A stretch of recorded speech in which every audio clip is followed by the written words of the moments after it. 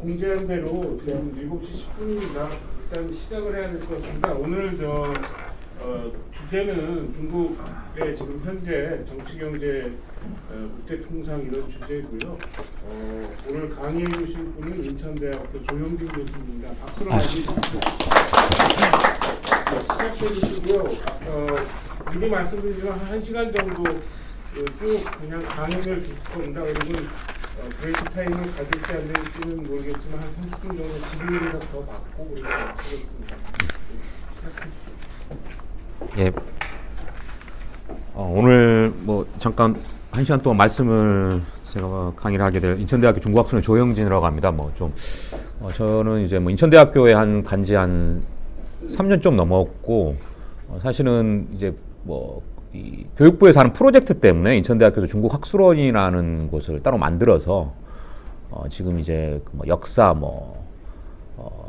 경제 이런 것까지 다 포괄을 해서 좀 모여 있습니다. 그래서 좀 특이한 조직이어서 중국 쪽에 대해서 계속 연구를 하고 있습니다.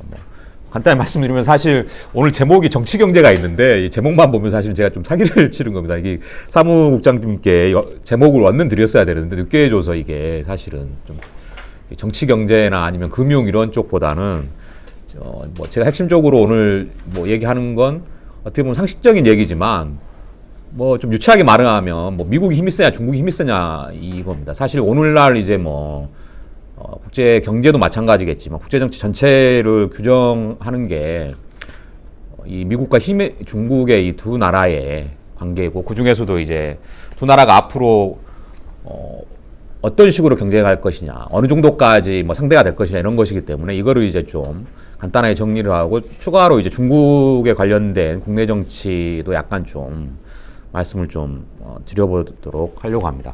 사실은 그 전에 제 말씀을 드리면 또 한 가지 제가 더 사기를 치는 부분이 있는데, 저는 사실 중국 농촌 전문가입니다.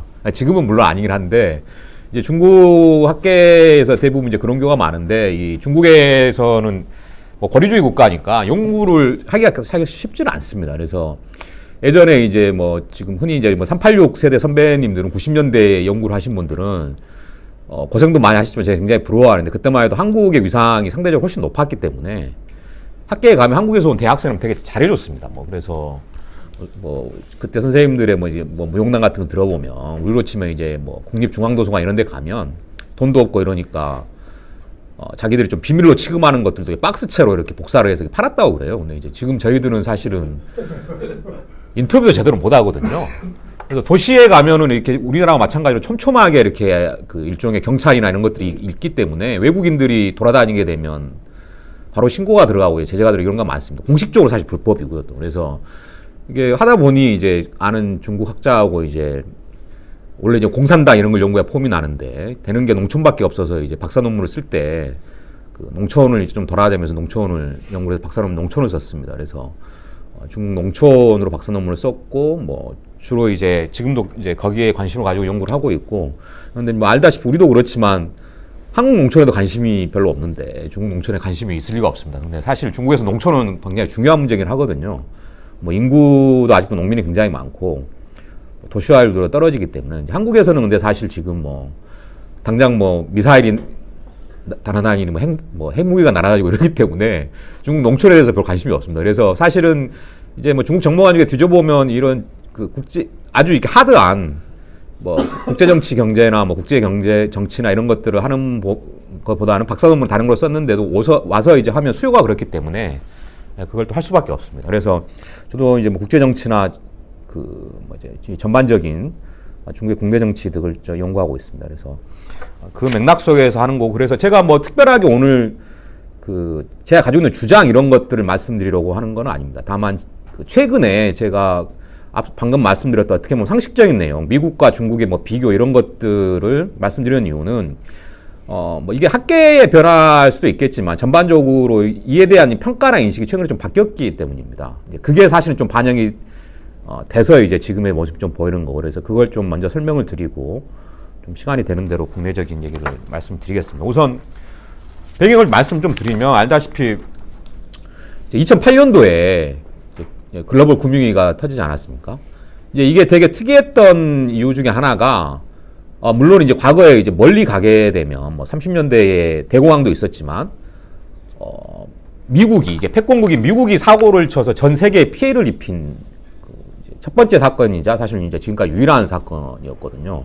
뭐 그전에는 뭐 아시아 금융위기라든지 미국에서도 뭐 2000년대에 뭐 이렇게 IT 기업이 너무 지나치게 활성화됐다가 뭐 붕괴되면서 뭐 닷컴 붕괴나 이런 게 있었지만 이거 같은 경우는 닷컴 붕괴 같은 미국 내에서는 문제가 됐지만 이것 때문에 이제 우리가 뭐 크게 피해를 내는 게 없었습니다. 근데 2008년도는 미국 얘네들이 사고를 쳐가지고 이제 전 세계적으로 이 피폭을 당한 상황이었기 때문에 미국이 가지고 있는 정당성에 대해서 이제 의문이 제기되고, 그다음 미국이 이제까지 당했던 피해의 폭보다 훨씬 큰 폭으로 이제 피해를 보게 됐습니다. 그래서 당시에 이제 그 중국이 그렇게 떴었던 이유가 이 이제 분위기에 사실은 좀 휩쓸렸었던 거거든요. 당장 이제 미국의 경제 성장률이 뭐 마이너스가 되고 뭐 된다 만다 이러고 있고, 중국은 근데 그 와중에도 이제 꿋꿋하게 이제 거의 10% 가까이 성장을 계속 해왔습니다. 여러 가지 조치를 통해서 전형적으로 이제 그 돈을 풀어서 이렇게 버텨왔었고, 이걸 보니까 이게 이대로 한 10년 가게 되면 사실은 뭐 거의 만만해지겠는데, 이게 이제 사실 학계 내에서 퍼져 있었고 뭐 미디어도 퍼져 있었고 이러다 보니 이제 일반적인 인식에서도 퍼져 있었던 겁니다.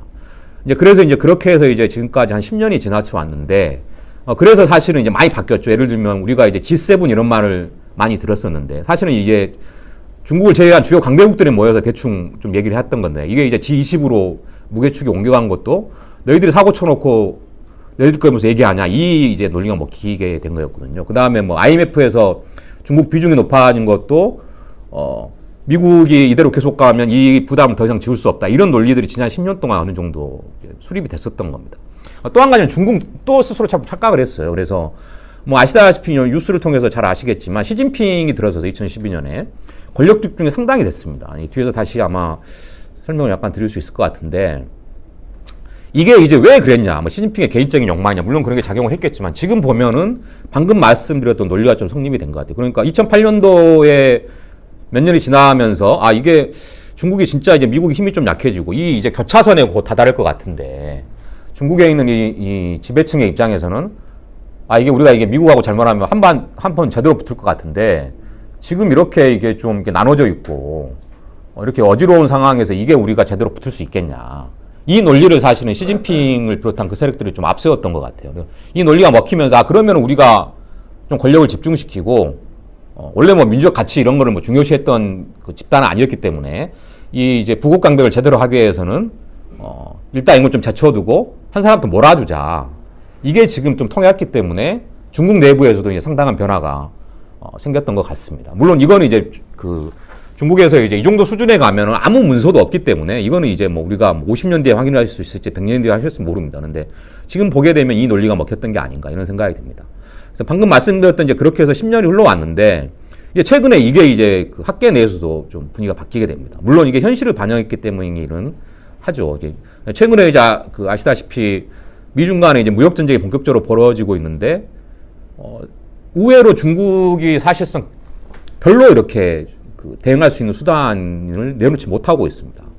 사실상 겉으로는 이제 아닌 척하지만 완전히 지금 패배를 당한 상황이고, 뭐 트럼프한테 이제 완전히 지금 끌려다니는 상황인데, 이 속에서 이게 보니까 중국이 아직까지 미국이 안 되는구나 이러면서 최근에 이제 그 좀 공부하는 학자들도 예전하고 다른 논조의 논문이나 책들을 좀 내놓고 있습니다. 아직까지 미국 시대가 끝나지 않았다, 100년 내에 어림도 없다, 뭐 이런 것들이 진지하게 지금 얘기가 되고 있거든요. 그래서 이제 그 맥락을 좀 설명을 드리려고 합니다. 물론 이렇게 두 극단적인 내용의 중간쯤에 사실 위치하긴 하는데, 이거에 대해서 좀 그 감을 잡으면 전체적으로 좀 그림을 그리는데 이게 찬성하든지 반대하든지 좀 도움이 되지 않을까, 그래서 좀 말씀을 드리는 겁니다. 그래서 사실 한 3, 40년 걸쳐서 이제 이 참 극단적인 게 2008년에 비롯해 있었는데, 아시다시피 1991년도 90년대에 동구권이 붕괴하고 소련이 붕괴하면서 이제 한 축이 사라지면서 미국이 이제 유일한 패권국이 됐었습니다. 그래서 제가 뭐 첫 페이지에 그런 얘기를 해놨지만, 이건 사실 최근에 몇 가지 용어를 그냥 좀 나오면 좀 설명을 드리겠습니다. 어디 가서 그냥 간단하게 머릿속에 기억에 두면 좀 도움이 될 수 있을 것 같아서. 그래서 이건 사실 오늘날에 붙이는 이름인데, 그래서 이제 당시에 이제 미국의 패권이 워낙 커졌기 때문에 이제 학자들이 뒤늦게 이제 뭐 당극의 순간 이런 말을 썼습니다. 뭐 영어로 뭐 유니팔라 모멘트인데, 즉 미국이라 하나의 극이 사실은 세계를 지배했던 순간이었다. 91년도 이후에는. 그래서 세계화도 반쪽짜리였는데 전체적으로 다 되게 되고. 또 한 가지는 사실상 좀 복잡한 논의긴 하지만은 일반적으로 유럽을 비롯한 국제정치학자들의 기본적인 논리는 이제 세력균형이거든요. 그래서 힘센 놈을 그대로 두면 다 같이 죽기 때문에 힘센 놈을 제외하고 우리가 같이 이렇게 힘을 합쳐야 된다. 이게 이제 세력균형의 기본이었고, 유럽이 사실은 이제 나폴레옹 전쟁 때 그렇게 유지가 됐었는데, 그래서 사실은 91년 이후에 미국의 힘이 너무 세지니까, 지금 이제 EU 국가들이나 아니면 이제 뭐 중국이나 동아시아 국가를 포함해서 미국에 대해서 어느 정도 같이 뭉쳐서 대항을 할 것이다. 이런 생각들이 좀 많이 있었어요. 이게 논리적인 수순이다. 그런데 아시다시피 그런 게 전혀 없이 중국을 비롯한 모든 국가들이 이제 미국의 패권을 인정하면서 90년대 말이 그대로 흘러가게 됐습니다. 그래서 이게 굉장히 특이한 거다. 그래서 그때는 이제 뭐 이게 그대로 될 것이라는 얘기도 있었지만, 이제 뒤늦게 학자들이 이걸 이제 뭐 당국의 순간이라고 붙인 건데, 말 그대로 순간이라는 말이 붙은 것처럼 이게 특이하고 오래 가지 않았다는 얘기입니다. 그래서 이제 한 10년 정도 이제 그렇게 간 것이죠. 그래서 이제 2000년대부터 이제 본격적으로 이제 뭐 9.11부터 시작해서 문제가 터지게 되고, 방금 말씀드렸던 이제 2008년 금융위기가 오면서 이게 이제 좀 흔들리게 되면서 미국이 완전히 단극 시대를 계속해서 유지할 수는 없고, 뭐 중국이라는 이제 잠재적인 라이벌도 떠오르고, 이런 시대를 이제 저희가 뭐 살고 있다고 보시면 될 것 같습니다. 그래서 이제 2008년도 이후에 이 미중의 그 대결이 본격화되다 보니까 이걸 이제 과거에 90년대 이전에 미소의 냉전기에 빗대서 뭐 신냉전 이런 말을 지금 뭐 쓰고 있는 상황입니다. 뭐 이게 지금 현재 우리가 있는 상황이고 뭐 그렇습니다.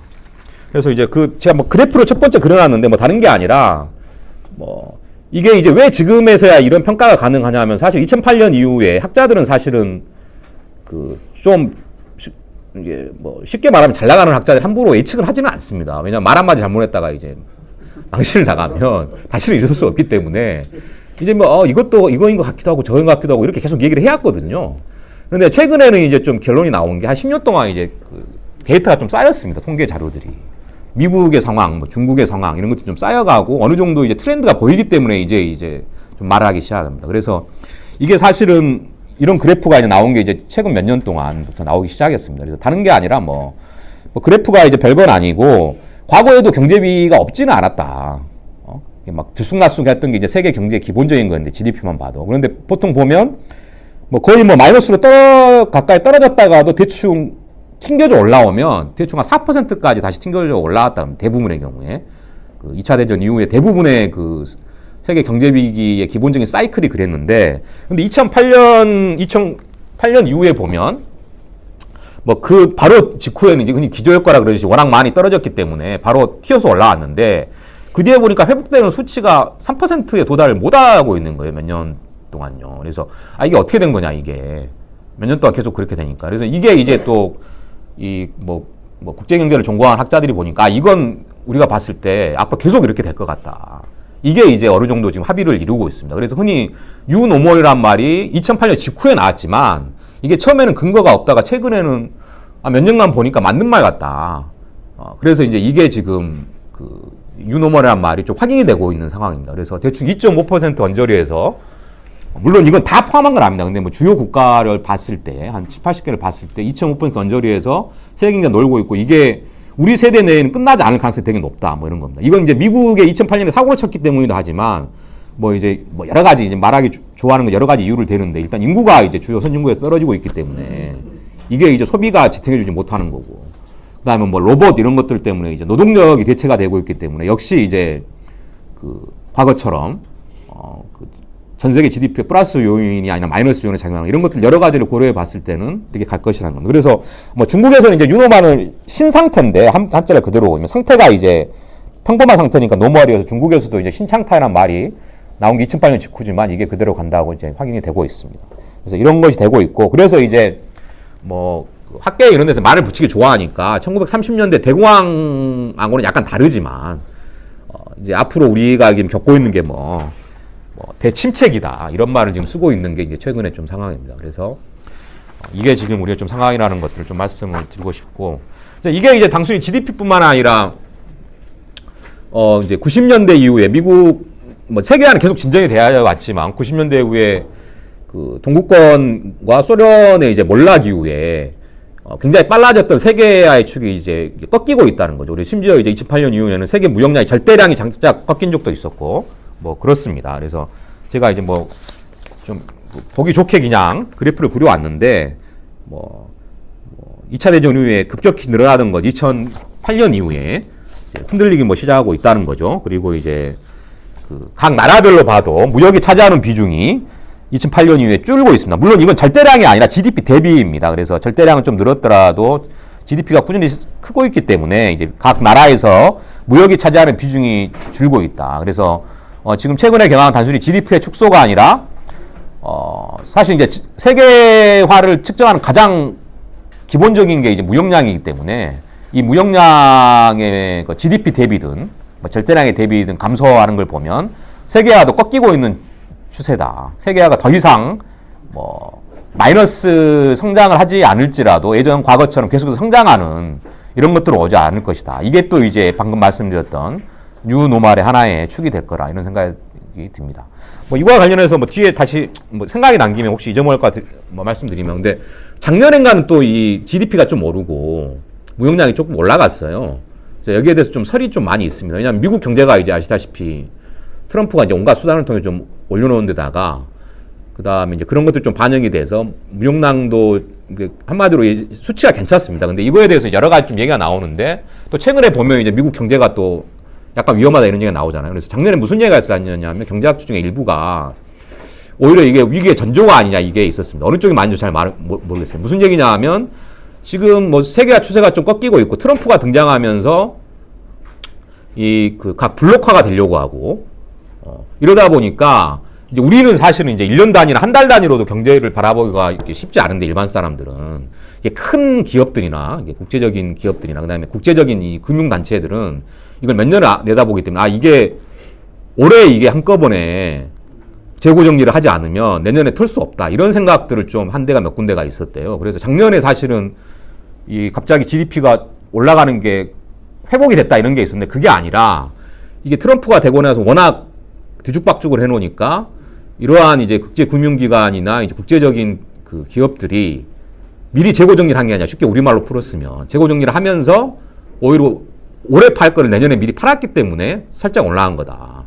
오히려 이게 더 깊어질 수 있는 신호일 수도 있어요. 이런 말이 좀 나왔습니다. 근데 어느 쪽이 뭔지는 확인이 되지 않고 있는데 그래서 지금 이런 식의 것들이 지금 진행되고 있는 전체적인 맥락인 거의 상황으로 좀 이해를 하실 것 같습니다. 그래서 제가 그림 여러 개 그려놓은 건 그냥 맥락상 어느 걸 사용할지 쭉 붙여놨는 홈페이지에 그림 같은 맥락입니다. 그래서 대공황 같은 경우는 이렇게 막 급격하게 줄었는데 지금 대침체는 이렇지는 않습니다. 그렇게 실업자가 몇십만이 갑자기 늘어나고 이런 건 아니지만 보시면 알겠지만 회복이 됐다가 이렇게 비슷한 수준에 계속 이렇게 뺑이를 치고 있는 겁니다. 쉽게 말하면 속된 말로.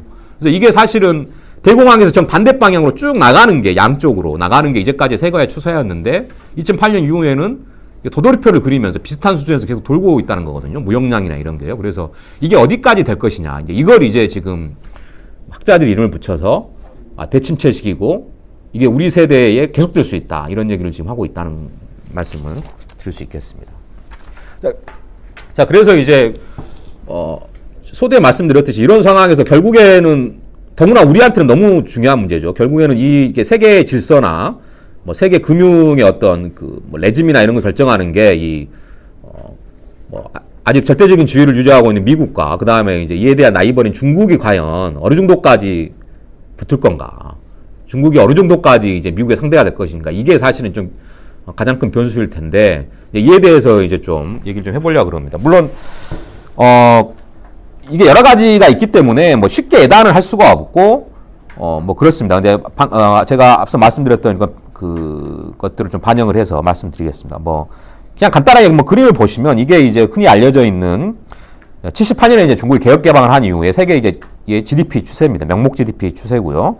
이제 2008년 이후를 뿐만 아니라 그 이전에도 이제 중국이 곧 미국을 따라잡는 얘기가 나온 게 사실 이거였죠. 10% 가까이 계속 성장을 했기 때문에 그래프의 기울기로만 봐서도 사실은 2030년 정도에 중국이 절대적인 GDP에서 따라잡을 것이다. 그 뒤로 따지면 긍정적으로 좀 보게 되면 낙관적으로 보면 2050년대에 미국 GDP 한 2배가 될 것이다. 이런 예상들이 왔기 때문에 사실은 그렇게 된 것이죠. 그래서 이런 추세였고 이제 근데 이제 뭐 상식적인 얘기지만 과연 그것만으로 설명이 가능하냐?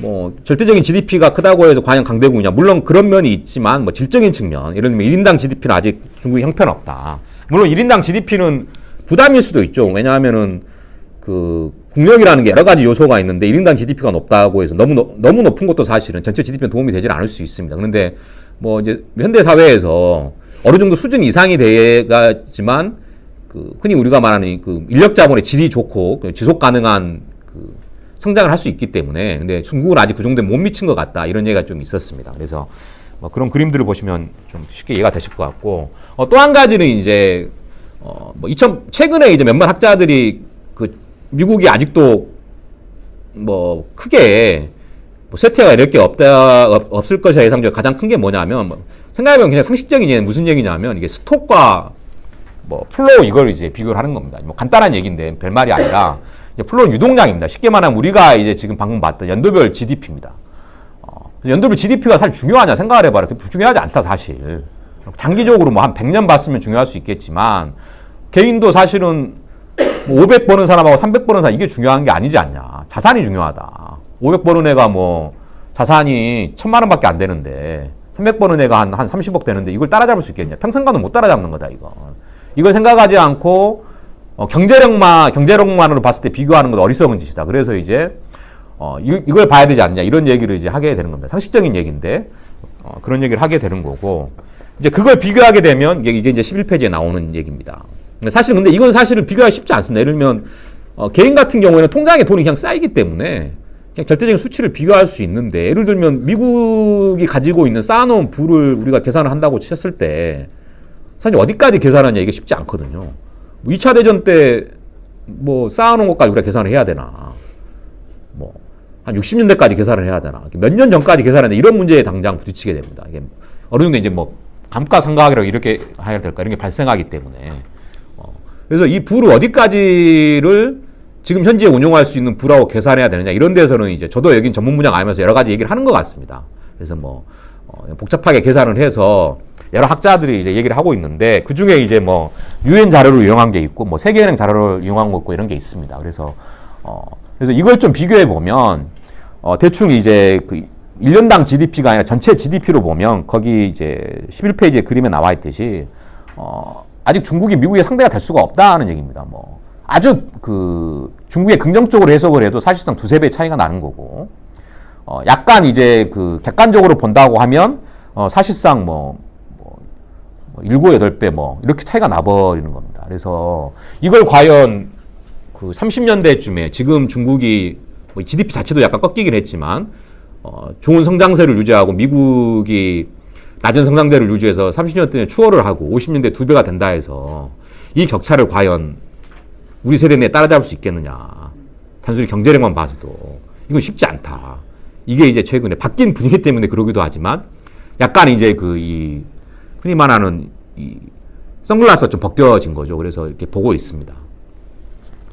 그래서 그런 상황이고 뭐 프라이머리 말씀 쉽게 말하면 개인이 챙겨놓은 거죠. 이제 그것도 사실은 뭐 몇 배 차이 나고 그래서 뭐 실제로는 경제력으로도 우리 세대 내에 과연 중국이 절대적으로 미국을 뒤집는다? 이건 쉽지 않을 거다. 뭐 이런 얘기를 지금 하고 있습니다. 그런 얘기고 그다음에 이제 뭐 과학기술은 이제 뭐 이것도 이제 측정하기가 여러 가지 얘기가 있는데 그건 이제 좀 그림이 복잡한 향이한데 12페이지가 이제 그림이 좀 멋있어서 그냥 좀 따온 겁니다. 그래서 뭐냐면 동그라미 크기가 지금 절대적인 투자액이거든요. 이건 뭐 약간 뭐 물가도 반영되고 그런 건데 그래서 그 지금 현재 연구 개발비를 보면 유럽 전체를 합힌 것보다 중국이 연구 개발비가 더 많습니다. 그래서 미국보다는 약간 작은데 사실은 이것 좀 따라잡을 것 같아요. 그래서 굉장히 많은 투자를 하고 있습니다. 그리고 밑에 이제 X축에 보면 2.0%, 2.5% 나오게 있는데 그게 이제 GDP 대비 투자율입니다. 보면 여력이 아직 있는 거죠. 한 중간 수준입니다. 전 세계로 기준하면. 그래서 중국이 여기다가 더 투자를 할 여력이 조금 있습니다. 그래서 사실상 이제 우리가 R&D라고 부르는 미래를 대비하는 거에 대한 투자는 미국을 따라잡거나 미국과 비슷한 수준을 유지할 거다. 이렇게 되면 사실상 미래로 봤을 때 지금 이걸 보면 이게 왜 중요하냐면 이제 미래에 얘들이 어디까지 성장할 수 있냐의 어떤 지표가 좀 될 수 있거든요. 이제 뭐 한두 명 뭐 어떤 학교나 특정 연구소를 보면은 돈을 투자한다 그대로 따라오는 건 아니지만 국가 같은 경우에는 워낙 크기 때문에 돈을 투자한 만큼 대충 어느 정도 유지가 된다고 보기 때문에 이걸 보게 되면 미국 다음이 중국이 될 거라는 건 이런 투자율도 보면 알 수가 있습니다. 그래서 이제 이게 왜 그러냐면 최근에 이제 미중 무역 전쟁에서 미국이 가장 지금 시비를 거는 게 사실 R&D 분야있지 않습니까? 미국도 사실 이런 부분을 알고 있다는 겁니다. 지금 이런 식으로 보게 되면 미래에 뭐 당장 따라잡지 못한다 그래도 걱정이 되는 부분이 중국이 이런 부분에 굉장히 활성화하고 이걸 굉장히 효율적으로 사용하기에 이제 미국 자기 나라 영토 내에 와서 투자를 하고 이러는데 이걸 막는 게 사실은 미래를 막는 거기 때문에 미중 무역 전쟁의 기본적인 그 분쟁의 그 주제가 이런 R&D 분야가 되고 첨단 기술이 되는 것이죠. 뭐 한국이 나온 게 말씀드리면 한국은 사실은 그 보시면 이스라엘 다음으로 사실 GDP 대비 R&D 투자가 많습니다. 이걸 사실은 뭐 우리 같은 경우에 이제 그런 게 적을 거라고 좀 추정하는 경우가 의외로 많더라고요. 제가 얘기를 하면. 근데 우리도 굉장히 높습니다. 그래서 사실 현재 추세를 보면 우리가 R&D에 추가로 더 지출할 부분이 있을까 의문일 정도로 많이 투자하고 있습니다. 이스라엘 다음으로 거의 2위거든요.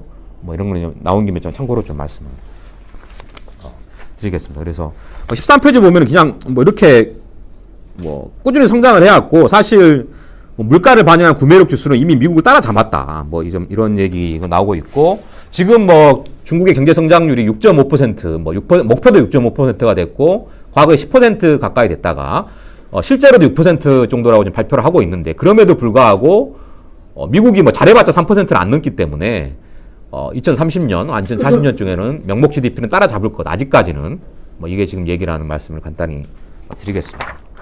다음으로 이제 뭐 군사력인데 뭐 군사력은 사실은 그 절대적인 수치로도 사실은 따라잡기가 쉽지가 않죠. 뭐 잘 알려져 있다시피 제가 뭐 많이 얘기가 나왔지만 그 미국의 군사력에서 절대적인 우위를 이제 좀 잘 보여주기 위해 그냥 잘 들어가는 그림을 좀 붙여왔습니다. 그래서 보면 이 원의 크기가 이제 그 2016년도 기준 국방비 크기고요. 이게 나라별로 해놓은 거고 옆에는 이제 그걸 이제 합해놓은 겁니다. 그래서 보시다시피 전 세계 국방비로 보면 미국이 그 다음 15개 나라를 합친 거하고 비슷한 규모입니다. 그렇기 때문에 사실 뭐 이건 뭐 아마 상대가 안 되는 것이죠. 이 절대적인 국방비 지출료. 그래서 그걸 보시면 알 수 있을 것 같고 그 다음으로 보면 중국과 비교하면 방금 제가 그 GDP 비교해서 말씀드렸듯이 단순한 1년 GDP가 문제가 아니라 이걸 이제 그 스톡 축적량으로 보면 어떻게 되느냐. 이것도 사실 이제 축적량이 쉽지 않죠. 왜냐하면 대부분의 경우 경제보다도 군사력에 투입하는 것들이 감가상각이 더 빠릅니다. 그렇기 때문에 이건 뭐 측정이 쉽지 않지만 어찌됐든 우리가 GDP에서 봤듯이 중국이 그렇게 잘 나간다고 했지만 우리가 아는 범위 내에서 역사 이래로 중국의 GDP가 미국을 따라잡는 적이 없는 것처럼 중국의 국방비 지출이 미국을 따라잡은 적이 없거든요. 그래서 이 격차는 뭐 아직도 계속 커지고 있고 뭐 이제 학자들이 그냥 측정하기로 이런 식으로 사실상 뭐 10배 이상의 차이다.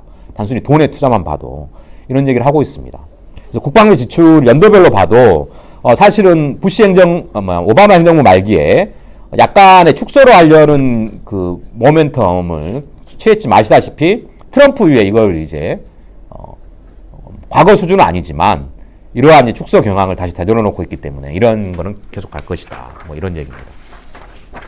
그리고 뭐 그림이니까 이제 그림 보시면 그냥 느낌으로 보시면 알 것 같습니다. 뭐 당연하게도 이러한 돈이 투자했기 때문에 무기의 수량 측면에서도 아직 상대가 안 됩니다. 그래서 사실 국방력으로 따지면 아직 중국은 세계 2위도 아닙니다. 이 수치나 무기의 질이나 이런 것들을 고려하면 아직까지 러시아가 사실 중국보다 훨씬 앞선 그 국방력을 가지고 있다고 볼 수 있고 중국은 이제 계속해서 투자를 좀 늘려나가면서 이 격차를 지금 극복하려고 노력을 하고 있습니다. 이게 지금 그런 상황이고 보시면 알겠지만 대부분 그 핵전력을 비롯해서 그다음에 뭐 흔히 우리가 투사력이라고 그러죠. 이제 뭐 옆에 보면 이 첫 페이지에 나온 그림에서 이제 앞에 이렇게 쭉 해놓은 게 사실은 이제 강대국 간의 싸움 우리가 이제 투사력이라 그러는데 멀리 가서 어떻게 폭탄을 쏘느냐 아니면은 투발수단이라고 부르죠. 우리가 이제 그 북한 핵 관련해서 많이 나왔지만 이게 사실은 강대국이 정면 대결에서는 중요하기 때문에 이제 그게 가장 대부분의 국방력을 비교했다 나옵니다. 그래서 그런 수단에 있어서도 미국이 수치에 있어서도 절대적인 우위를 점하고 있다. 뭐 이런 얘기입니다.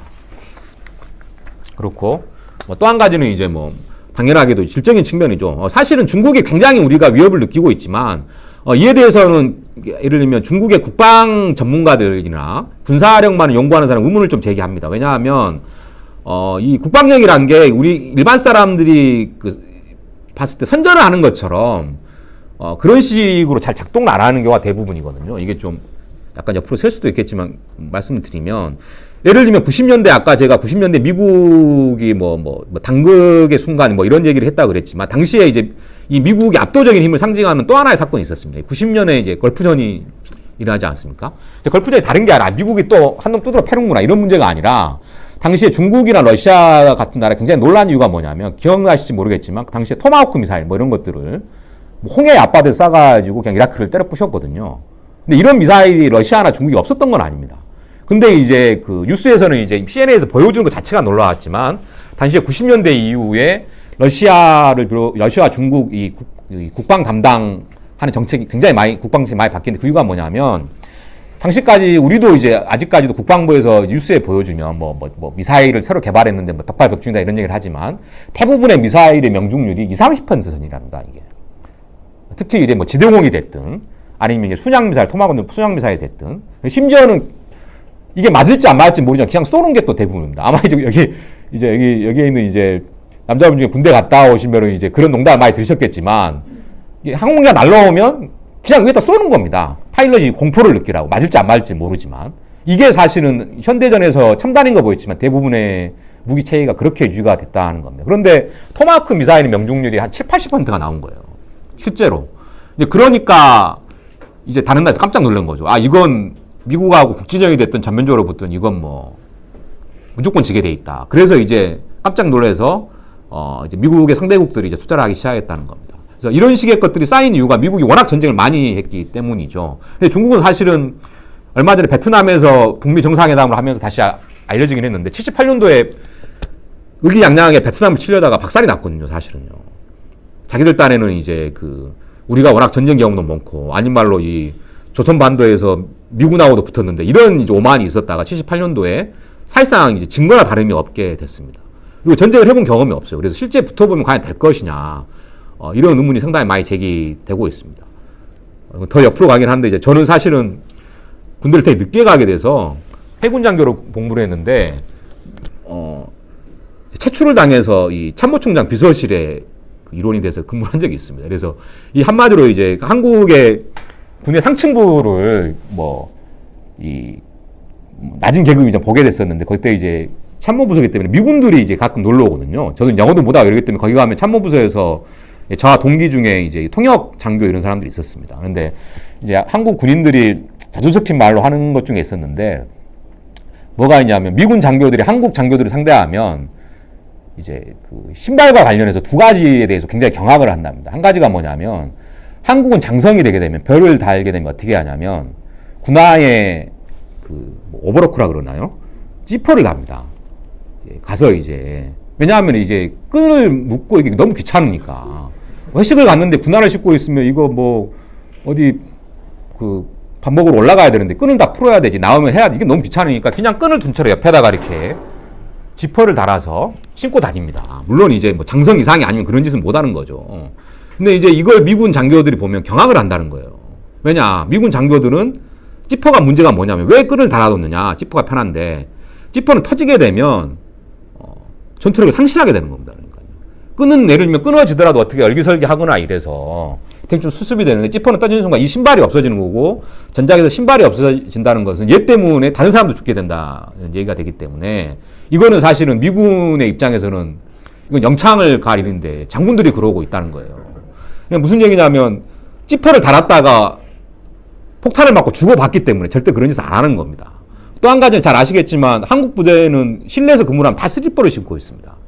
이것도 이제 미군 장교들이 오면 야 얘들하고 우리가 동맹을 해야 되자 뭐 이런 얘기를 한다는 거예요. 농담 삼아서. 그러니까 슬리퍼를 신고 있다가 건물에 폭탄이 떨어지면 슬리퍼 신고 가다가 그냥 죽는 겁니다. 그러니까 이제 무슨 일이 있어도 뭐 무정이 나건 말건 하여튼 절대 슬리퍼 같은 거를 신고 있는 건 이건 네가 전투를 안 하겠다는 넌 군인이 아니란 얘기다. 이게 이제 미군이 전투를 하면서 나온 기울인데 이게 한국 군대가 그렇게 뭐 접전 제의를 안 지키고 있다는 것이죠. 그래서 갑자기 생각이 나서 얘기를 드립니다. 그래서 이런 것들이 사실 자질구레하지만 미군은 굉장히 쌓여 있는데 이게 과연 될까? 뭐 이런 얘기들 하고 있습니다. 그래서 이런 것들이 지금 사실상 중국의 현 상황이다. 자, 그런데 이제 여기서 한 가지 문제는 뭐냐? 우리의 상황인 것이죠. 문제는 뭐냐면 제가 지금 말한 것은 이제 글로벌한 차원입니다. 글로벌한 차원이고 이거에서 미군을 뒤집는다? 이거는 아마 한 세대인데 절대 안 된다. 이게 사실은 좀 합의가 된 것 같습니다. 2008년도에 약간 착각을 해서 기우뚱하다가 30년 내에 미군을 특히 이제 국방력 부분에서 미국이 가지고 있는 힘을 따라잡을 나라가 있을까?